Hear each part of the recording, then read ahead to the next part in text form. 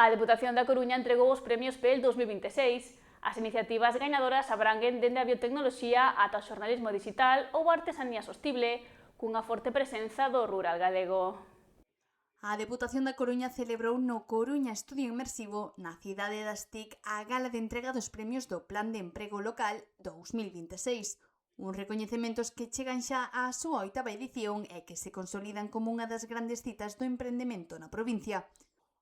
O presidente da Deputación, Valentín González Formoso, destacou durante o acto que os proxectos premiados amosan a diversidade e a capacidade das empresas coruñesas e puxo o foco na importancia de demostrar que a innovación tamén se construye desde o rural galego, que ten un gran potencial. Nesta edición de 2026 presentáronse un total de 145 candidaturas, o que marca un récord de participación. Os premios están dotados con 80.000 euros e recoñecen a capacidade de innovación, creación de emprego, impacto territorial e compromiso social das iniciativas empresariais.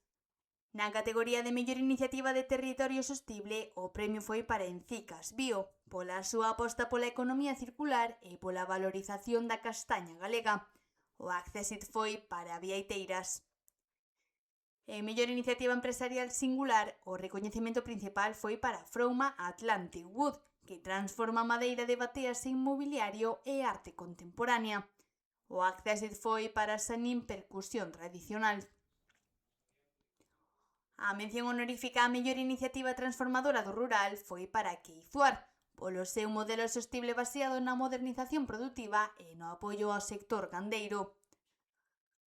A gala incluíu tamén un recoñecemento especial ao xornalista Isidoro Valerio, pola súa traxectoria de máis de 4 décadas vinculada ao mundo de radio e á comunicación en Ferrolterra. Uns premios que volven poñer o foco no talento galego e no potencial do rural como espazo de innovación e futuro.